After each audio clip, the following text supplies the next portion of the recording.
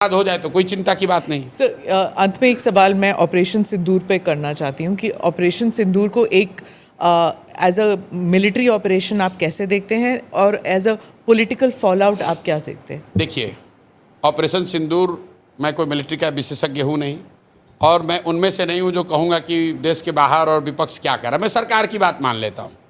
सरकार ने कहा, हम लोग के विदेश मंत्री ने कहा, जयशंकर जी पढ़े लिखे समझदार बहुत सुलझे हुए व्यक्ति हैं, जयशंकर जी ने ये कहा ऑपरेशन सिंदूर के हवाले से शायद आप लोग के ही इंटरव्यू में कि जो सीज़ फायर हुआ वो पाकिस्तान की पहल पर हुआ।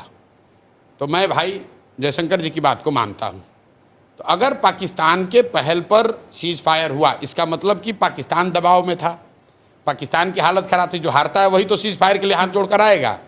तो अगर पाकिस्तान दबाव में था 1 दिन या 2 दिन के ऑपरेशन सिंदूर के बाद, तो भाई आप काहे सीज़ फायर किए? आपको 2-4 दिन और चलने देना चाहिए था। वो पाकिस्तान को मार के सेना वाले ठंडा कर देते। तो ये तो सरकार अपनी ही बात में फंसी हुई है। सरकार ये कह रही है कि मिलिटरीली ये सक्सेसफुल है। तो जब सक्सेसफुल था, पाकिस्तान घुटने पर आ गया था, आपसे सीज़ फायर के लिए रिक्वेस्ट कर रहा था in the words of foreign minister Jaishankar, तो आपने सीज़ फायर किया क्यों? देश की जनता तो यही पूछ रही है कि भाई सीज़ फायर ये अचानक से क्यों हो गया? ट्रंप जी अपना अलग डफली बजा रहे हैं कि हमने अमेरिका से ही करा दिया। तो भाई ट्रंप की बात को हम क्यों मानेंगे? हम तो अपने देश की बात, सरकार की बात मानेंगे। हमारे देश की सरकार कह रही है कि पाकिस्तान के रिक्वेस्ट पर सीज़ फायर किया गया। तो देश के नागरिक होने के नाते हम लोग पूछ रहे हैं कि भाई इतने दिन के बाद मौका मिला था, आपने ऑपरेशन सिंदूर शुरू किया, देश भर के लोग आपके साथ खड़े हुए और पाकिस्तान की हालत ये हो गई कि एक ही दिन में सीज़ फायर के लिए वो घुटने पर आ गए थे, तो 2-4 दिन और चलने देते। सर, और अगर क्या ऑब्जेक्टिव था जो पूरा हो गया कि अच्छा, मीडिया में तो ये चला कि इस्लामाबाद लेना ऑब्जेक्टिव है। नहीं, वो तो मीडिया में तो ये चला कि बलूचिस्तान को स्वतंत्र कराना ऑब्जेक्टिव है।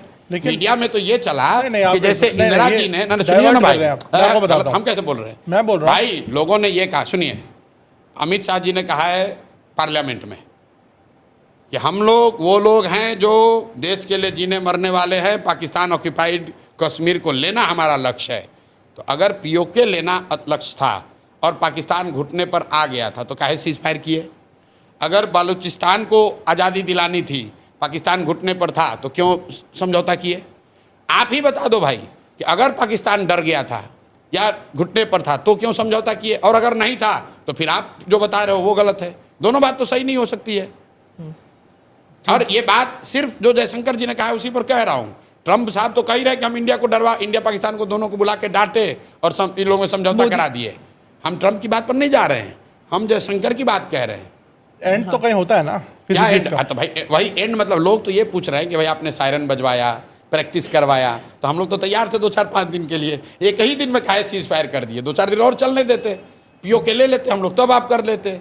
बालूचिस्तान अलग हो जाता तब हम लोग कर लेते। अगर पीओके ले लेते इंदिरा जी ने समझौता कर लिया तो भाई कम से कम बांग्लादेश को अलग करा दिया ना, तो कुछ तो आप कर लेते।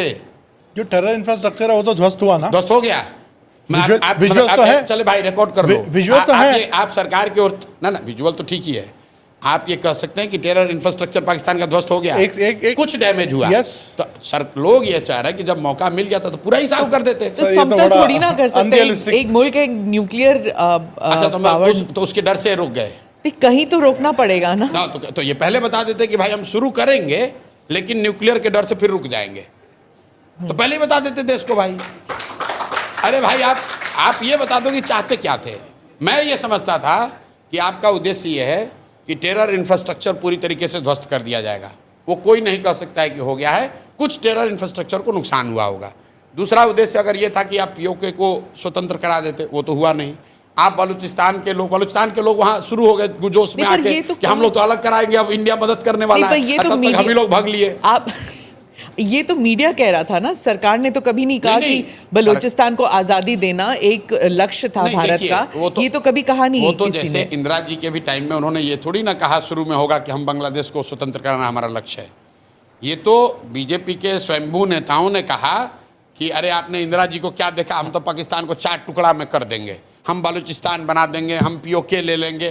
तो भाई कर लेना था। फिर आप कह रहे अरे भाई वो तो न्यूक्लियर स्टेट है। तो भाई न्यूक्लियर स्टेट वो एक ऑपरेशन सिंदूर होने के बाद थोड़ी ना बना, वो तो पहले से भी था। वो तो असेसमेंट मोदी जी जैसे विद्वान लोगों ने किया ही होगा पहले से। तो भाई काहे लड़ाई शुरू किए? और किए तो पूरा करना चाहिए। देश की जनता ने तो नहीं कहा कि हम लोग न्यूक्लियर वाले से डर रहे हैं। भाई देश की जनता तो आपने जब सायरन बजवाया तो हम लोग अंधेरे में निकले, सब जाके प्रैक्टिस कर लिया कि भाई चलो अब न्यूक्लियर गिरे या बम गिरे हम लोग तैयार हैं। तो काहे भागे आप मैदान छोड़ के? इसका नुकसान है। मैं आपको ऑन सीरियस नोट, बीजेपी को अगर आप मुझे एज एनालिस्ट पूछेंगे तो चुनावी नुकसान होगा।